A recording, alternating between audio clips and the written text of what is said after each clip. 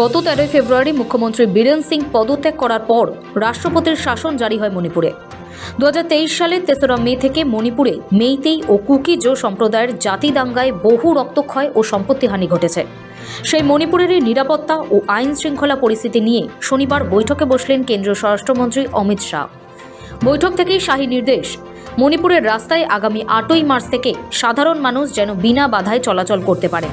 কেউ রাস্তা আটকানোর চেষ্টা করলে তাদের বিরুদ্ধে কড়া পদক্ষেপেরও নির্দেশ দিয়েছেন শাহ।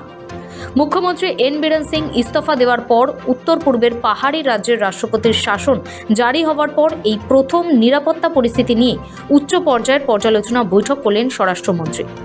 বৈঠকে মণিপুরের শান্তি ও শৃঙ্খলা ভঙ্গকারীদের বিরুদ্ধে কঠোর ব্যবস্থা নেওয়ার নির্দেশও দিয়েছে স্বরাষ্ট্র মন্ত্রক। মন্ত্রকের তরফে বলা হয়েছে, কেন্দ্রীয় স্বরাষ্ট্রমন্ত্রী অমিত শাহ এদিন নয়াদিল্লিতে একটি উচ্চ পর্যায়ের বৈঠক করেন, যে বৈঠকে দাঙ্গা পীড়িত মণিপুরের আইন শৃঙ্খলা পরিস্থিতি নিয়ে আলোচনা হয়।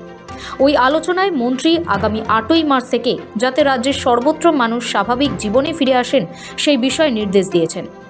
অমিত শাহের সঙ্গে এই বৈঠকে রাজ্যপাল অজয় কুমার ভাল্লা এবং রাজ্যের পদস্থ অফিসাররা হাজির ছিলেন। গত 1.5 বছরের বেশি সময় ধরে তপ্ত রয়েছে মণিপুর।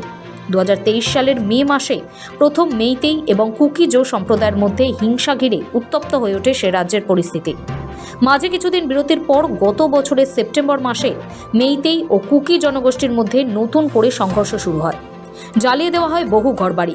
দফায় দফায় সংঘর্ষ চলে মণিপুরের বিস্তীর্ণ এলাকা জুড়ে। মুখ্যমন্ত্রীর পাশাপাশি রাজ্যের বেশ কয়েকজন বিধায়কের বাড়িতেও হামলা চালায় উন্মত্ত জনতা।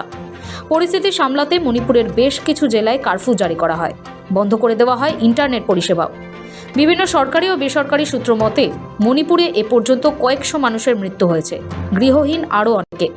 পরিস্থিতি নিয়ন্ত্রণে মুখ্যমন্ত্রীর ভূমিকা নিয়ে অতীতে বারবার প্রশ্ন উঠেছে। এসবের মাঝেই ইস্তফা দেন বীরেন সিং। তবে তারপরেই মণিপুরে মুখ্যমন্ত্রীর মুখ ঠিক করতে পারেনি বিজেপি। ফলে মণিপুরে জারি হয় রাষ্ট্রপতি শাসন। তারপরেই এই প্রথম নিরাপত্তা পরিস্থিতি নিয়ে উচ্চ পর্যায়ের পর্যালোচনা বৈঠক করলেন স্বরাষ্ট্রমন্ত্রী।